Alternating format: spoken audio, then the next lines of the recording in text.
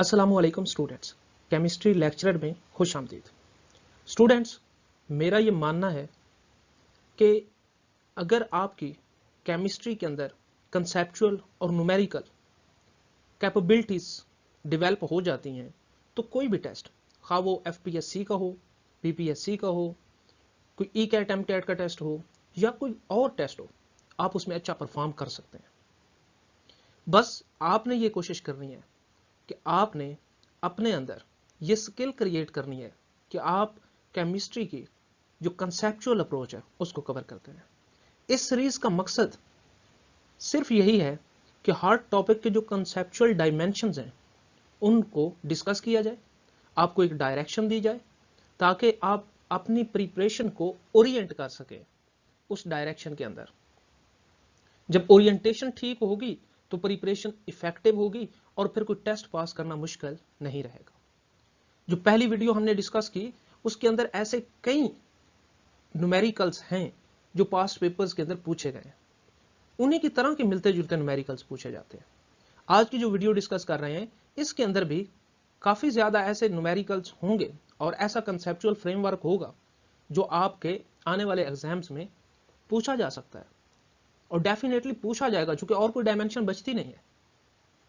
तो आपने इन तमाम चीज़ों को इफेक्टिव तरीके से लेकर चलना है। चैनल को भी सब्सक्राइब करें, बेल आइकन को प्रेस करें ताकि तमाम वीडियोस जो केमिस्ट्री लेक्चरर के उन्वान से यहाँ पे दी जाएगी वो आप तक पहुँचती रहें।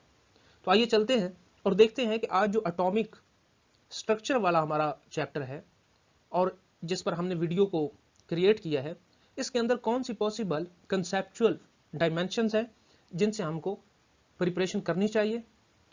तो इसमें 20 MCQs हैं और ये 20 MCQs बहुत ज़्यादा इंपॉर्टेंट है क्योंकि आपको ये 20 डिफरेंट ओरिएंटेशंस देंगे जो जिससे आप अपनी प्रिपरेशन को पैटर्नाइज कर सकते हैं। तो आइए चलते हैं और देखते हैं पहले MCQ को। पूछा गया है the orbital angular momentum of p electron is given as. 4 option आपको दिए गए हैं, आपने फाइंड आउट करना है orbital angular momentum. Orbital angular momentum का फार्मूला होता है m is equal to l into l plus 1 under root. यहां पे m जो है ये मैग्नेटिक क्वांटम नंबर है और जो l यहां पे है ये एजीमुथल क्वांटम नंबर है। ये दोनों क्वांटम नंबर आपने पढ़े हुए हैं। n प्रिंसिपल होता है, l एजीमुथल क्वांटम नंबर है और m जो है ये मैग्नेटिक होता है और s स्पिन। ये 4 जो क्वांटम नंबर हैं ये बड़े इंपॉर्टेंट हैं जो हर पेपर में पूछे जाते हैं। तो हमने फाइंड आउट करना है m की वैल्यू p इलेक्ट्रॉन्स के लिए। तो देखें कि p इलेक्ट्रॉन्स जो हैं या p जो ऑर्बिटल है उसमें l की वैल्यू क्या होती है। l की वैल्यू होती है p ऑर्बिटल के लिए 1, चूंकि s के लिए क्या होती है 0 और d के लिए 2। फार्मूला क्या है जनरल इसका l is equal to n minus 1। तो हम इस फार्मूले को यूटिलाइज करेंगे और इसके मुताबिक हम जो है निकालेंगे इसकी वैल्यू। देखें किस तरीके से m is equal to l हमने निकाला 1 है और साथ में याद रखिएगा जो एंगुलर मोमेंटम बोहर ने दिया था उसके मुताबिक h/2 पाई ये भी साथ आएगा। तो m is equal to l की value 1 plus 1 under root into h/2 pi. जो स्क्वायर रूट के अंडर है उनको जमा करें, 2 ने जब 1 से मल्टीप्लाई किया तो 2 ही रहा, 2 अंडर रूट h/2 पाई। तो ये वैल्यू हमारे पास बेसिकली आ गई एंगुलर मोमेंटम की p इलेक्ट्रॉन्स के लिए। यहां पे एक चीज बड़ी गौरतलब है कि ये ऑप्शन हमारे इन गिवन ऑप्शंस में से कोई भी नहीं है। अब इस ऑप्शन को थोड़ा रीअरेंज करें। देखें जो 2 अंडर रूट होता है, आप फर्ज करें कि 2 है आपके पास तो 2 को आप लिख सकते हैं 2 under root into 2 under root. चूंकि जब ये अंडर रूट आपस में मल्टीप्लाई करेंगे तो 2 का स्क्वायर अंडर रूट आ जाएगा और अंडर रूट और स्क्वायर खत्म हो जाएगा और आंसर हमारे पास आ जाएगा 2। तो इसी तरीके से हम यहां पे भी ये 2 अंडर रूट है h है और नीचे हमारे पास 2 है तो इस 2 को लिख सकते हैं 2 अंडर रूट और साथ में 2 अंडर रूट और साथ में पाई। तो एक 2 अंडर रूट से कट गया और बाकी हमारे पास रह गया h/2 under root into pi. तो ये ऑप्शन आप ढूंढें तो ये आपको मिलेगा h/2 इंटू पाई, ये ऑप्शन ए है। तो ये आपका राइट ऑप्शन होगा। सेकंड क्वेश्चन को देखें। हमारे पास एक इक्वेशन है, वो हमें गिवन है एनर्जी की minus E is equal to -2.178 multiply 10⁻⁻18 Z square over n square joule में, और जी स्क्वायर यहाँ पे मेंशन है क्योंकि ये बोहर मॉडल की इक्वेशन है और बोहर ने यहाँ पे इसको हाइड्रोजन के लिए ड्राइव किया था। तो हमने पढ़ा था जब G इज इक्वल टू 1 और ये था फॉर हाइड्रोजन, हाइड्रोजन के लिए ये इक्वेशन हमें ड्राइव की गई थी। कहा गया ये इक्वेशन है और आप ये बताएं कि फॉलोइंग स्टेट में से करेक्ट स्टेटमेंट कौन सी है। पहला अगर आप देखें, larger the value of n larger is the orbit radius, ये न्यूक्लियस है, ये पहला ऑर्बिट, ये दूसरा, ये तीसरा। अगर ऑर्बिट बढ़ रहे हैं तो ये उनके रेडियाई हैं, तो रेडियाई भी बढ़ रहे हैं। इसका मतलब लार्जर वैल्यू ऑफ एन होगी, ये के था, ये एल, ये एम, इसी तरीके से करते हैं तो हमारे पास इसकी वैल्यू बढ़ती रहेगी और साथ में एटॉमिक ऑर्बिट रेडियस भी बढ़ता रहेगा। तो ये वाली स्टेटमेंट तो करेक्ट है। इसका मतलब राइट ऑप्शन हमारा ये नहीं है, हमने वो तलाश करनी है जो करेक्ट नहीं है। दूसरी देखें, equation can be used to calculate the energy change in energy when the electron changes orbit. अब यहाँ पे फाइंड आउट कर सकते हैं के के लिए और इसे नाम दें E1 एनर्जी का, और एल के लिए फाइंड आउट कर लें और इसे नाम दें E2 एनर्जी का। आप change in energy find out कर सकते हैं E2 माइनस E1, जो कि बोहर ने इसके लिए हमारे पास इसको पोस्टुलेट में भी लिखा हुआ है कि H और साथ में फ्रीक्वेंसी के ये इक्वल होती है। तो ये वाली स्टेटमेंट भी करेक्ट है, ये भी हमारा राइट ऑप्शन नहीं है। पहले डी स्टेटमेंट को देख लें। कहते हैं नेगेटिव साइन जो इक्वेशन के अंदर है उसका मतलब यह है कि एनर्जी और electron bound to the nucleus is lower than it would be if the electrons were at infinite distance from the nucleus. देखें, ये हमारा न्यूक्लियस है, ये इलेक्ट्रॉन है, यहां पे इलेक्ट्रॉन इनफाइनाइट डिस्टेंस पे है, यहां से इनफाइनाइट डिस्टेंस पे एनर्जी मैक्सिमम होती है। अब जब इस मैक्सिमम एनर्जी वाले इलेक्ट्रॉन को हम मूव करवाएंगे और इसको न्यूक्लियस के अंदर लेके आने की कोशिश करेंगे तो न्यूक्लियस की जो फोर्स ऑफ अट्रैक्शन है वो तो इसको अट्रैक्ट करेगी, लेकिन इसके साथ ही इलेक्ट्रॉन की रिपल्जन जो थी, जो ऑलरेडी मौजूद यहाँ पे इलेक्ट्रॉन्स हैं, उनकी रिपल्जन इसको दूर धकेलेगी।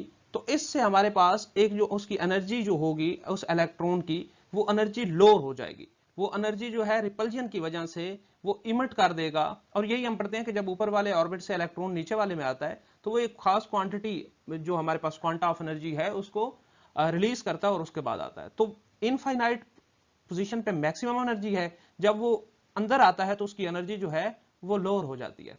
तो इसका मतलब कि ये वाली हमारी स्टेटमेंट भी करेक्ट है। अब देखें स्टेटमेंट जो तीसरी है, उसको कहते हैं कि अगर एक इलेक्ट्रॉन आपके पास है, वो N1 से N1 में उसकी मोर नेगेटिव एनर्जी है और N6 में उसकी लीस्ट है, तो इसका मतलब ये हुआ कि इलेक्ट्रॉन मोर लूजली बाउंड है इन स्मॉलेस्ट अलाउड ऑर्बिट में, कि वो N1 में ज्यादा लूजली बाउंड है। नहीं, अब देखें नेगेटिव एनर्जी, ये हमारे पास जो एनर्जी है ये नेगेटिव एनर्जी है। जिस भी चीज की, जिस भी इलेक्ट्रॉन की नेगेटिव एनर्जी, नेगेटिव जो उसकी एनर्जी है वो ज्यादा होगी, इसका मतलब ये होगा कि वो स्ट्रांगली बॉन्ड है, वो स्ट्रांगली बॉन्डेड है उस ऑर्बिट के अंदर न्यूक्लियस के साथ। तो यहां पे इन्होंने कहा है लूजली बाउंड है, तो ये फिर हमारे पास स्टेटमेंट जो है ये करेक्ट नहीं है, फिर यही हमारा राइट ऑप्शन होगा। इस चीज को देखिएगा, ये नेगेटिव साइन बड़ा परेशान करता है न्यूमेरिकल्स के अंदर, तो इसकी इंटरप्रिटेशन को आपने मस्त देखना है। देखें, which one of the following is set of correct quantum number of an electron in 3D। 3D के अंदर इलेक्ट्रॉन है, आपने बताना है इसका करेक्ट क्वांटम नंबर कौन सा है। पहले ध्यान में ये रखें, 3D मींस कि हमारे पास n की वैल्यू तो 3 है। जब n की वैल्यू 3 होती है तो और हम फाइंड आउट करना चाहते हैं l, तो n-1 फार्मूला है l का और 3-1, तो l की वैल्यू होगी 2।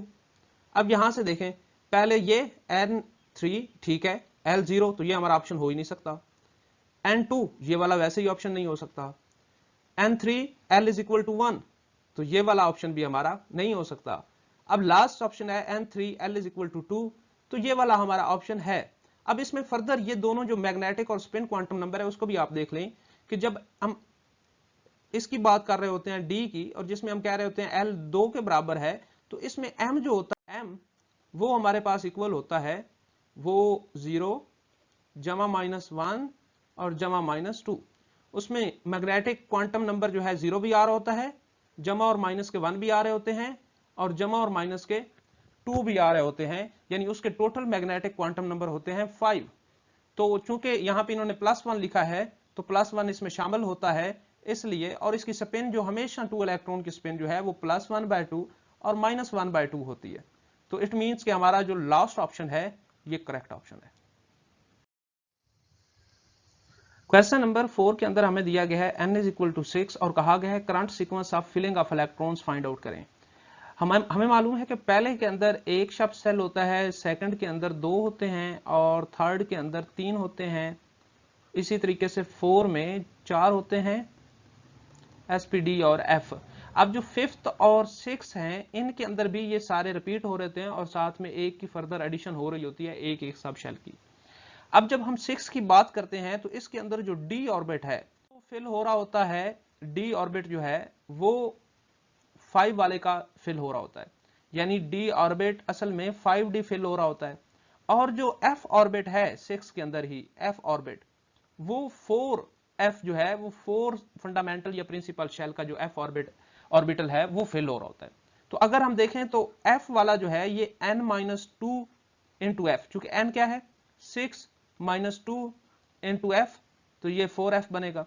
तो इसका मतलब ये है कि ये वाला जो n-2f होगा f ऑर्बिटल के लिए, और ये पहले आएगा, चूंकि 4 है तो इसकी एनर्जी के हवाले से पोजीशन जो है वो पहले बनती है, और d जो है ये n-1 इंटू d और ये f के बाद आएगा। तो जरा देखें, पहला जो आपका क्वेश्चन है इसमें ns ठीक है, n-2f ये भी ठीक है, और n-d ये भी ठीक है, और ये तो पहला ऑप्शन जो है ये राइट ऑप्शन होगा। सेकंड को देख लें, n-1d ये पहले आ रहा है तो ये करेक्ट नहीं है, n-2f ठीक है, np पहले आ रहा है ये भी करेक्ट नहीं है, चूंकि एनर्जी सीक्वेंस में d को पहले आना चाहिए 5d को और फिर 6x को, यानी 5d पहले आएगा और फिर आएगा 6p, सॉरी ये 6s है, ये 4f है, और फिर उसके बाद ये इस तरीके से सीक्वेंस जो है वो चल रहा है।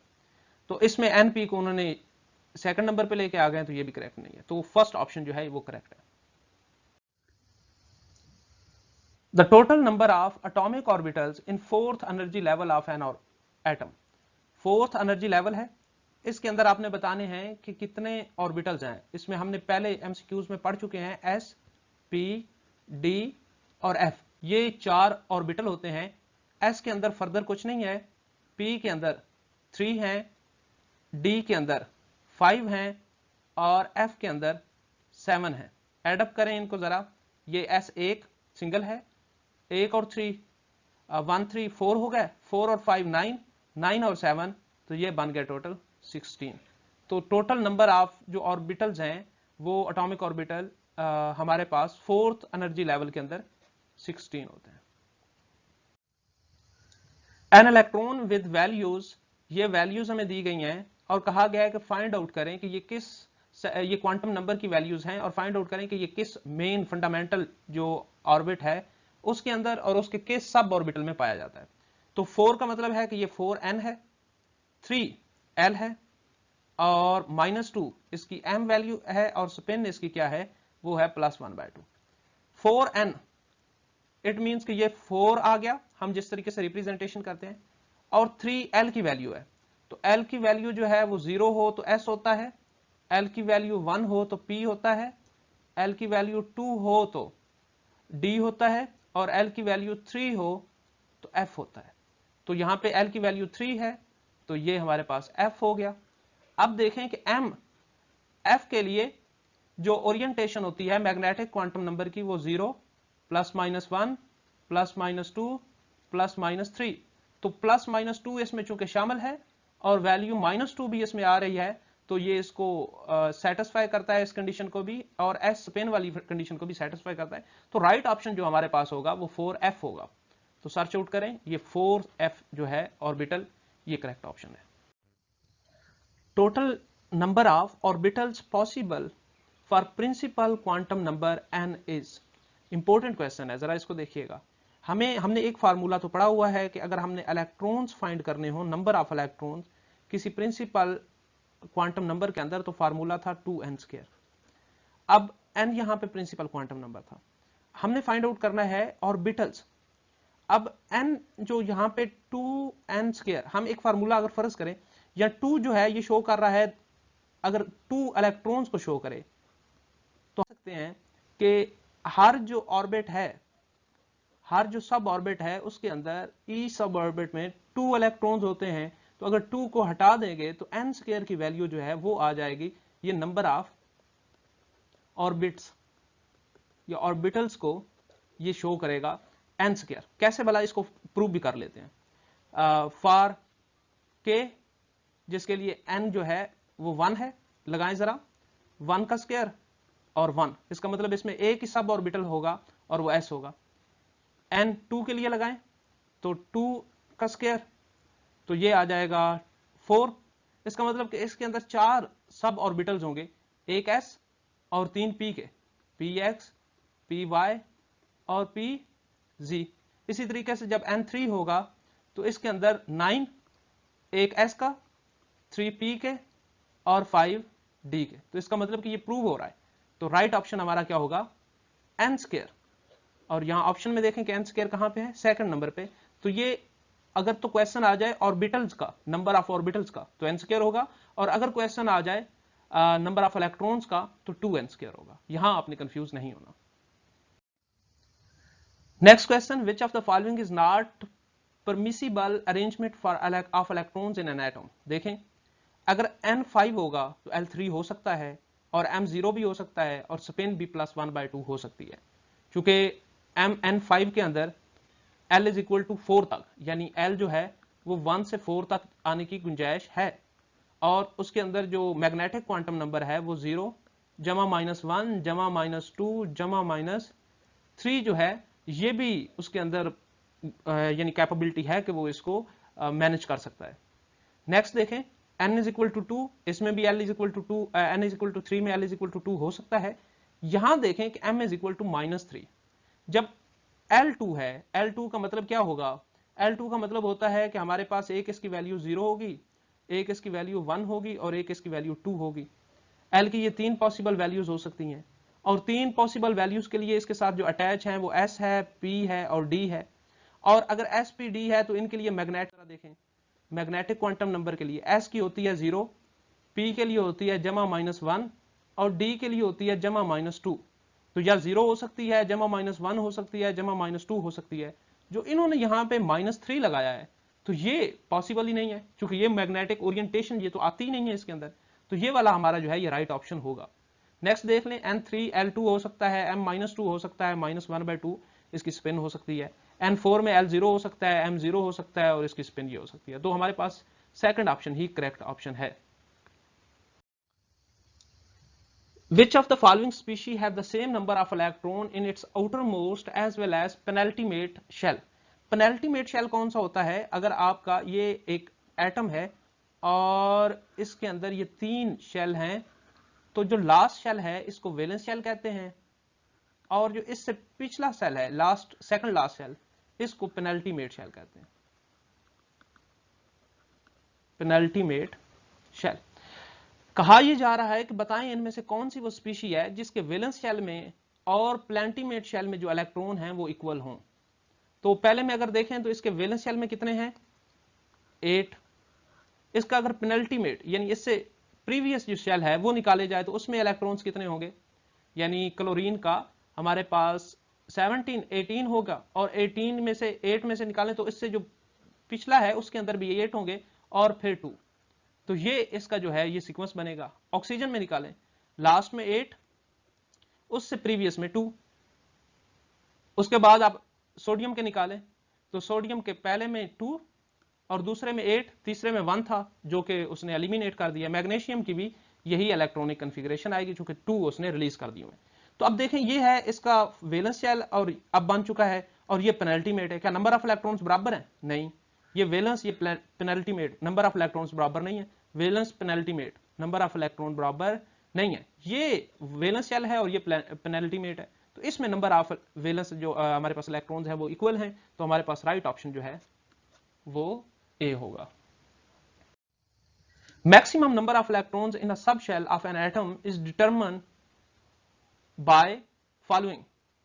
क्या इस फार्मूले से मैक्सिमम, अब याद रखिए यह सब शेल की बात हो रही है, किसी सब शेल के अंदर आपने इलेक्ट्रॉन्स को फाइंड आउट करना है, तो उसके लिए कौन सा फार्मूला जो है वो यूटिलाइज करेंगे, ये आपके पास दिया गया। ये तो फार्मूला है फंडामेंटल शेल के लिए, एन प्रिंसिपल क्वांटम नंबर के लिए इलेक्ट्रॉन फाइंड आउट करने हो तो ये इस फार्मूले से करते हैं।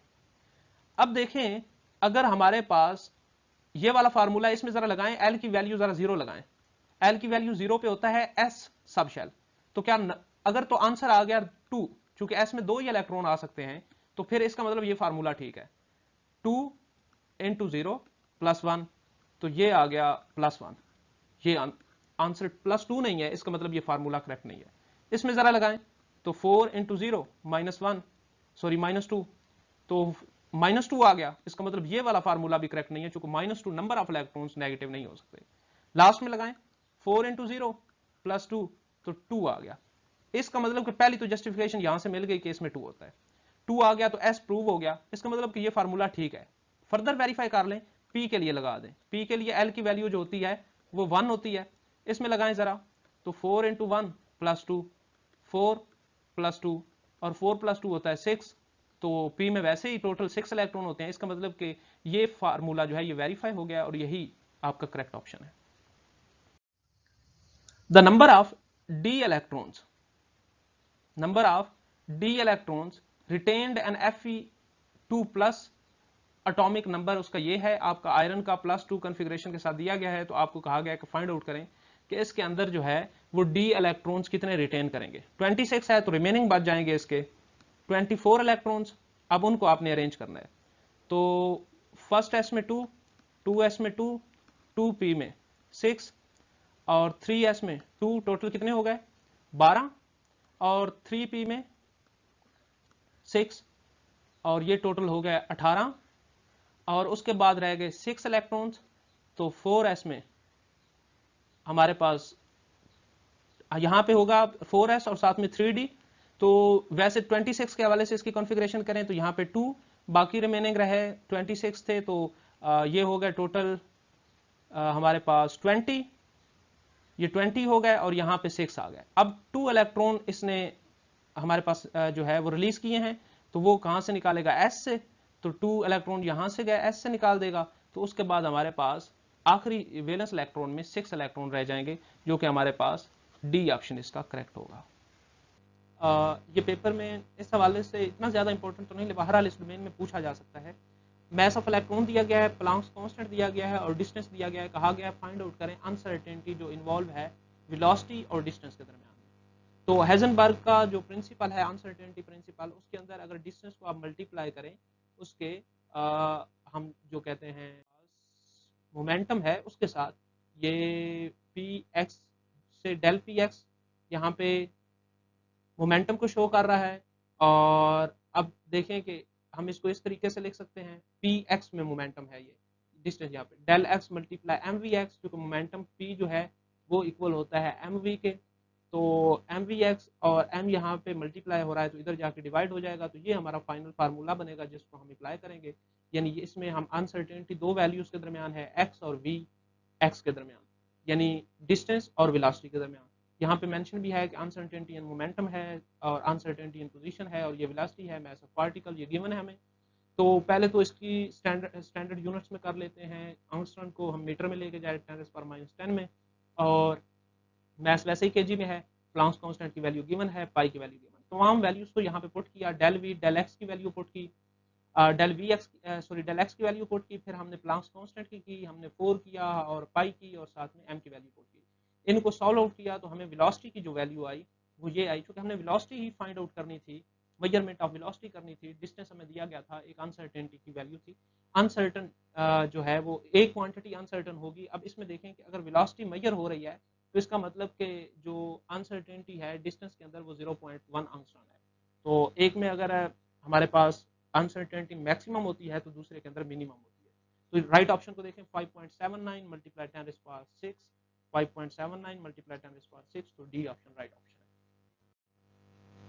The maximum number of sub levels, orbitals and electrons in n shell of an atom, n shell के, बहुत इजी क्वेश्चन है, l m n, fourth number पे है तो इसके अंदर एन तो होगा 4, और एन 4 है तो एन बराबर होता है एल माइनस 1 के, तो सॉरी एल बराबर होता है एन माइनस 1, और एन है 4 माइनस 1, एल इसके अंदर जो है वो 3 वैल्यू इसकी, 3 मीन्स इसमें एस भी होगा, इसमें पी भी होगा और इसमें डी भी होगा, और एस में 1 होता है सब शेल, पी में 3 होते हैं और डी में 5 होते हैं, और 4 और 5 9, और इसके अंदर एस के लिए 0 होती है वैल्यू, पी के लिए 0 एल, पी 1, डी 2 और एफ 3, तो एफ के अंदर 7 होते हैं, और फिर इनको सब इसमें जमा करें तो टोटल 16 बनेंगे, तो 4 एन 4 और एल जो है वो 16। उसके बाद अब हमने फाइंड आउट, पहले यानी हमने सब लेवल्स भी फाइंड आउट कर लिए, ऑर्बिटल्स भी फाइंड आउट कर लिए। इलेक्ट्रॉन्स का फार्मूला होता है 2n स्क्वायर, तो n 4 है, 4 का स्क्वायर 2 × 16 और ये आ गया 32, तो यहाँ पे 32, तो जो राइट ऑप्शन होगा वो 4 16 32 होगा, 4 16 32 3 जो है ये हमारा correct option. The number of the highest number of unpaired electrons are in Fe, हमें मालूम है कि Fe का जो एटॉमिक नंबर होता है वो 26 है, जरा इसकी इलेक्ट्रॉनिक कॉन्फ़िगरेशन लिखें, 1s2 2s2 2p6 3s2 और 3p6, रिमेनिंग कितने रह गए, 20 हो गए, तो हमारे पास 4s2 और 4s2 ये 18 हो गए, अब 20 हुए, और हमारे पास रह गया रिमेनिंग 3d, और ये हमारे पास आ गया टोटल 6, तो ये हमारे पास जो है इस तरीके से, अब इसको टोटल काउंट कर लें, 2 2 4 6 10 2 12 6 18 2 20 और 6। अब इसमें देखें तो ये हमारे पास जो पहली दिया गया है कंडीशन, ये एफ ई है और 26 एटॉमिक नंबर के साथ ही है, तो ये इसके इलेक्ट्रॉनिक कॉन्फ़िगरेशन है। इसमें डी के अंदर 6 है, डी के अंदर टोटल होते हैं 5 सब ऑर्बिटल्स, तो 2 3 4 5, अगर इसमें हम कहें कि 2 हैं तो इसमें 1, इसमें 1 1 इसमें और इसमें, अब टोटल इसमें 6 है टोटल, तो नंबर ऑफ अनपेयर्ड इलेक्ट्रॉन 4 है, इसका मतलब इसके अंदर नंबर ऑफ अनपेयर्ड इलेक्ट्रॉन 4 है। इसके अंदर देखें 2 प्लस, तो एस में, एस के अंदर जो 2 प्लस हैं ये चले जाएं तो इसके अंदर बाकी यहाँ पे 6 ही रह जाएंगे, और अगेन इसके अंदर जो नंबर ऑफ अनपेयर्ड इलेक्ट्रॉन है वो हमारे पास कुछ इबनॉर्मल होती है सूरत जिसमें यहाँ पे 1 रह जाता है और यहाँ से भी 1 चला जाता है, लेकिन मोस्टली जो स्टैंडर्ड इलेक्ट्रॉनिक कॉन्फ़िगरेशन है उसके अंदर एस के अंदर से ही पहले इलेक्ट्रॉन जो है रिलीज होते हैं, तो फिर अगेन यहाँ पे हमारे पास 4 ही रहेंगे। जब 3 प्लस होगा तो 3 प्लस होने की सूरत में 2 एस के जाएंगे और एक यहाँ से भी जाएगा, तो यहाँ जो पेयर में एक इलेक्ट्रॉन है वो भी चला जाएगा, तो 5 अनपेयर रह जाएंगे, तो यहाँ इस सूरत में हमारे पास 5 हो जाएंगे, तो इसका मतलब यहाँ 4 4 और यहाँ 5 है, तो ये ऑप्शन वैसे ही है कि सब में इक्वल है, नहीं ऐसा नहीं है, तो इसमें हाईएस्ट है, तो ये हमारा राइट ऑप्शन है। The electronic configuration of deuterium atom is, deuterium means कि हमारे पास हाइड्रोजन का ये एक आइसोटोप है जिसके अंदर नंबर ऑफ न्यूट्रॉन ज्यादा होते हैं, लेकिन इसके अंदर इसका इलेक्ट्रॉन जो एटॉमिक नंबर है वो एक ही होता है, सिंगल ही होता है, तो एटॉमिक नंबर 1 है तो इसका मतलब इसके पास इलेक्ट्रॉन 1 ही होगा, और इसके पास शेल भी 1 होता है तो 1s1 ही होगा, तो इसका मतलब राइट ऑप्शन जो है वो ए होगा, बाकी इसका ऑप्शन इररेलेवेंट है। A p orbital in a given shell can accommodate up to, p orbital में कितने मैक्सिमम नंबर ऑफ इलेक्ट्रॉन्स आ सकते हैं, px है, py है और pz है, तो 2s में 2s में 2s में और टोटल इसमें आएंगे 6 नंबर ऑफ इलेक्ट्रॉन्स, तो ये 6 इलेक्ट्रॉन्स को अकोमोडेट कर सकता है। 2 इलेक्ट्रॉन्स विद पैरेलल स्पिन, ये s होता तो हम कंसीडर इसको कर सकते थे, 4 इलेक्ट्रॉन्स नहीं आ सकते, 2 electrons parallel spin, sorry s में भी नहीं आता, उसमें अपोजिट स्पिन के साथ आता, तो इसका राइट ऑप्शन 6 इलेक्ट्रॉन्स है, और 6 इलेक्ट्रॉन के हर ऑर्बिटल के अंदर यानी px में या py में pz में ऑपोजिट स्पिन ही होती है। नेक्स्ट क्वेश्चन है, electron will first enter into the set of quantum number n is equal to 5, l is equal to 0 या n is equal to 3, l is equal to 2, very easy question. मुझे बताएं कि क्या 5th principal quantum number में पहले electron जाएगा या 3 में, ऑफ कोर्स 3 में जाएगा क्योंकि 3 की एनर्जी हाईएस्ट है, तो फिर 5th की तरफ जाएगा। तो यहाँ से n ही डिसाइड कर रहा है, प्रिंसिपल क्वांटम नंबर ही डिसाइड कर रहा है कि इलेक्ट्रॉन जो है वो 3 फंडामेंटल या प्रिंसिपल ऑर्बिट में जाएगा। In an atom total number of electrons having quantum number n is equal to 4 और उनका मैग्नेटिक क्वांटम नंबर 1 है और स्पिन -1/2 है। तो बताएं कि कितने इलेक्ट्रॉन्स हैं जो ये क्वांटम नंबर रख सकते हैं, यानी उनका हमारे पास मैग्नेटिक क्वांटम नंबर 1 हो, स्पिन क्वांटम नंबर ये हो। जरा देखें, हमारे पास जो 4n होता है इसके अंदर s होता है, p होता है, d होता है और f होता है। s के अंदर जो हमारे पास l की क्वांटिटी l होता है यानी सब एटॉमिक वो 0 है, और p के अंदर 1 है, d के अंदर 2 है और f के अंदर 3 है। जो मैग्नेटिक क्वांटम नंबर है वो m, वो इसका तो 0 ही होता है और इसका जमा -1 होता है। जो d होता है इसका 0 होता है, सॉरी इसका भी 0 और जमा -1 होगा, 0 और जमा -1। जो d होता है इसका 0 जमा -1 और जमा -2, और जो हमारे पास f होता है इसका 0 जमा -1 जमा -2 और जमा -3। तो हमें बात करनी है 1 के ऊपर, तो 1 इसमें भी आ रहा है, 1 इसमें भी आ रहा है, 1 इसमें भी आ रहा है। तो अगर तो ये पॉजिटिव 1 है, पॉजिटिव 1 है, तो पॉजिटिव 1 के साथ हमारा ऑप्शन होगा 3 और इसकी स्पिन -1/2 है, तो हमारा ऑप्शन 3 होगा। लेकिन अगर यहाँ पे वो पॉजिटिव और नेगेटिव दोनों दे देते हैं तो फिर इसका ऑप्शन होगा 6, क्योंकि फिर ये 2 2 4 और 2 6 बन जाएंगे, लेकिन सिंगल के साथ ये 1 1 ही बनेगा और इसका ऑप्शन जो है वो 3 होगा।